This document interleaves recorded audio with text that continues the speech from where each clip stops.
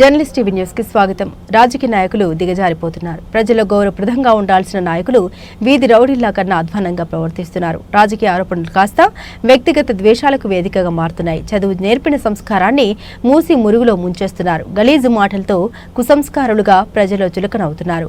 పరుష పదజాలం కాస్త పరువు తీసుకునేలా దిగజారి మాట్లాడుతున్నారు. యువతకు ఆదర్శంగా ఉండాల్సిన ప్రజా ప్రతినిధులు నిర్లజ్జగా మాట్లాడుతూ తమను తాము కించపరుచుకుంటున్నారు. ఈకలు పీకలు ఎంటికలు అంటూ బీఆర్ఎస్ వర్కింగ్ ప్రెసిడెంట్ కేటీఆర్ వాడిన భాష, ఆయన తీరును వివిధ వర్గాల ప్రజలు అసహ్యించుకుంటున్నారు. ఒక పార్టీకి ఐకాన్ గా ఉన్న కేటీఆర్ తన ఉన్నత చదువుకు తగినట్లుగా వ్యవహరించాల్సిన అవసరం ఉంది. రాజకీయ నాయకుల దిగజారుడు భాషపై journalist TV CEO Mareddy Nagender Reddy విశ్లేషణ.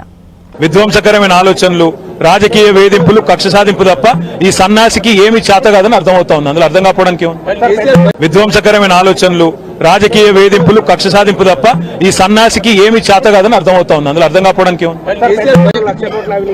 రేవంత్ రెడ్డి వాళ్ళ మామ దగ్గర కూర్చుంటే మంచిది. పిల్లనిచ్చిన మామ దగ్గర రేవంత్ రెడ్డి 5 నిమిషాలు కూర్చొని బుద్ధి జ్ఞానం తెచ్చుకుంటే మంచిది. సూదిని పద్మారెడ్డి గారు, గీత గారి తండ్రి, వారు చెప్పినారు 94,000 కోట్ల ఖర్చైన ప్రాజెక్టులో 1,00,000 కోట్ల అవినీతి అనేది ఒక తెలివి తక్కువ అంటాడన్నాడు. మరి ఆ తెలివి తక్కువ ఆయన అల్లుడు. మా కర్మ రేవంత్ రెడ్డి వాళ్ళ మామ దగ్గర కూర్చుంటే మంచిది. పిల్లనిచ్చిన మామ దగ్గర రేవంత్ రెడ్డి 5 నిమిషాలు కూర్చొని బుద్ధి జ్ఞానం తెచ్చుకుంటే మంచిది. సూదిని పద్మారెడ్డి గారు, గీత గారి తండ్రి, వారు చెప్పినారు 94,000 కోట్ల ఖర్చైన ప్రాజెక్టులో 1,00,000 కోట్ల అవినీతి అనేది ఒక తెలివి తక్కువ అంటాడన్నాడు. మరి ఆ తెలివి తక్కువ ఆయన అల్లుడు.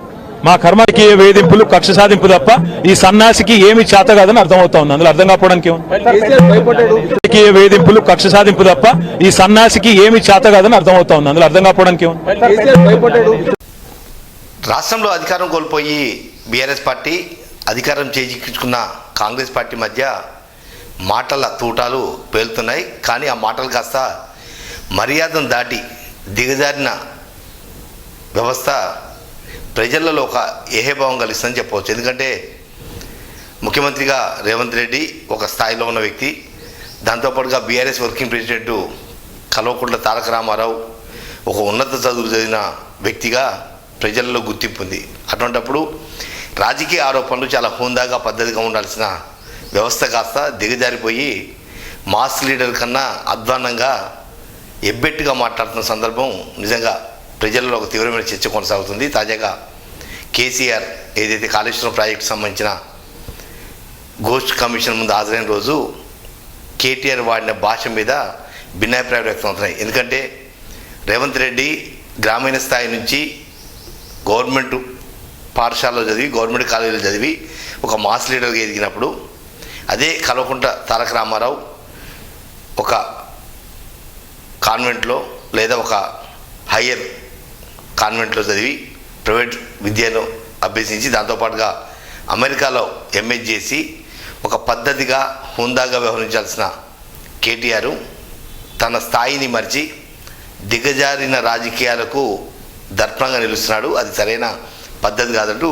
కొంతమంది అటు మీడియా వ్యక్తులు కావచ్చు లేదా కొంతమంది రాజకీయ నాయకులు చర్చించే సందర్భం. ఎందుకంటే ఊరమాసుగా రేవంత్ రెడ్డి మాట్లాడిన చెల్లుది, కానీ కేటీఆర్ ఆ స్థాయి తగ్గ వ్యక్తి కాదు. ఎందుకంటే ఆయన చదువుకున్న ఉన్నత చదువులు, విదేశాల్లో చదువుకున్న విద్య, ఎంఎస్ చేసిన స్థాయి అంటే గౌరవప్రదమైన మాటలతోటి ప్రజలను ఆకట్టుకోవాలి తప్ప దిగజారిన మాటలతోటి ఏదో సాధించాలో లేకపోతే ఏదో కక్ష కొద్దీ ఓ సవతి పోరు అయితే రేవంత్కి కేటీఆర్ మధ్య ఒక సవతి పోరు లెక్క పదాలు అల్లిక సరైన పద్ధతి అయితే ఎక్కడ కానరావటం లేదు. ఎందుకంటే ఆ రోజు కేటీఆర్ మాట్లాడిన మాటలు చిల్లరగాడు, ఎంటిగా పీకలేడు, ఇతర పదాలన్నిటి కూడా వాడి తన స్థాయిని మరింత దిగజార్చుకుంటున్నాడు. ఎందుకంటే చదువుకున్న వాళ్ళకు ఒక సంస్కారం, ఒక పద్ధతి ఉంటుంది. ఆ పద్ధతిని, సంస్కారాన్ని దిగజార్చే విధంగా కుసంస్కారంతో మాట్లాడటం కూడా సరైన పద్ధతి. గతంలో జరిగింది. కేసీఆర్ మాట్లాడినప్పుడు కేసీఆర్కి తగ్గట్టుగా లేదా కేసీఆర్కి స్థాయి తగ్గట్టుగా ఆయన మాట్లాడినా కేసీఆర్ స్థాయిని తగ్గించే విధంగా రేవంత్ రెడ్డి మాట్లాడినప్పుడు గతంలో నడిచింది. కానీ ఇప్పుడున్న వ్యవస్థలో యువతకు ఒక ఐకాన్గా కేటీఆర్ ఉన్నప్పుడు కేటీఆర్ తన స్థాయి తగ్గట్టుగా తన ఉన్నత చదువులకు ఒక దిక్సూచిగా దేశ విదేశాలలో కేటీఆర్కు ఉన్న మంచి పేరు తగ్గట్టుగా మాట్లాడితే భాషా పరిజ్ఞానం విషయంలో ఒక పద్ధతిగా మాట్లాడితేనే ప్రజలలో ఒక ఆకట్టుకునే వ్యవస్థ ఉంటుంది. ఎప్పుడైతే మనం దిగజారి మాట్లాడతామో ఆ దిగజారిన మాటలు ప్రస్తుతం సమాజంలో ఒక అంశం ఏదైతుందో చులకన భావం ఏర్పడే అవకాశం ఉంది. కాబట్టి ఇప్పటికైనా కేటీఆర్ తన భాషా పరిజ్ఞానాన్ని కొంచెం మార్చుకోవాల్సిన అవసరం ఎంతైనా ఉంది. ఎందుకంటే ఇప్పటికే కేటీఆర్ మాట్లాడిన మాటలు వివిధ మీడియా సంస్థలలో కూడా ఓ చర్చ కొనసాగుతుంది. ఎందుకంటే ఒక స్థాయిలో ఉన్న వ్యక్తి స్థాయికి తగ్గట్టుగా మాట్లాడి తన స్థాయిని మరింత పెంపొందించుకోవాలి తప్ప స్థాయిని దిగదార్చుకొని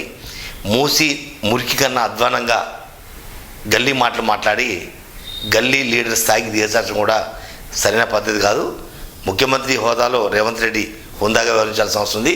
అదే స్థాయిలో అంతకన్నా ఎక్కువగా కేటీఆర్ సైతం బీఆర్ఎస్ వర్కింగ్ ప్రెసిడెంట్గా కేటీఆర్ సైతం ఉన్నత విద్యావంతుడిగా ఒక పద్ధతిగా హుందాగా మాట్లాడుకుంటే రాజకీయంలో భవిష్యత్తులో ఇక రాజకీయంలో అడుగుపెట్టాలనుకున్న యువతకు ఒక ఐకాన్గా ఉండాలి అనే ఒక ఆలోచన కూడా చేయాలి. ఎందుకంటే ఇంకా దిగదారి చిల్లరగాళ్ళు, చవటగాళ్ళు, ఎంటిక పీకలేరు, ఇంకేదో ఒక పోరంబోకులు మాట్లాడే మాటల తరహాలో రాజకీయంలో ఒక ఐకాన్గా ఉన్న వ్యక్తులు మాట్లాడినప్పుడు రాజకీయ వ్యవస్థ ఇంకా దిగజారిపోయే అవకాశం. ఇప్పటికే రాజకీయ వ్యవస్థ కుళ్ళు కుతంత్రాలతోటి దిగజారిపోయిన వ్యవస్థని మరింత దిగజార్చే విధంగా కేటీఆర్ మాట్లాడటం అనేది ఇప్పటికైనా ఒక్కసారి విమర్శ అనే దానికన్నా సద్విమర్శ చేసుకొని తనకు తానుగా మార్పు చేసుకుంటే బీఆర్ఎస్ వర్కింగ్ ప్రెసిడెంట్గా మరింత అభిమానాన్ని ప్రజలు సంపాదించిన అవకాశం ఉంది. లేదు అలా కాదు మేమంతా మాసే అని అనుకుంటే మరింత దిగజారి మాట్లాడితే భవిష్యత్తులో చాలా ఇబ్బంది ఎదురే అవకాశం ఉంది. దాంతోపాటుగా ప్రజల్లో కూడా కేటీఆర్కు ఉన్న స్థాయిని దిగదార్చి చిల్లర మల్లర మాట్లాడే వ్యక్తిగా పరిగణించే అవకాశం కాబట్టి ఆ దిశగా కాకుండా హుందాగా వ్యవహరించాలని చెప్పి ప్రజలు కోరుకుంటున్నారు.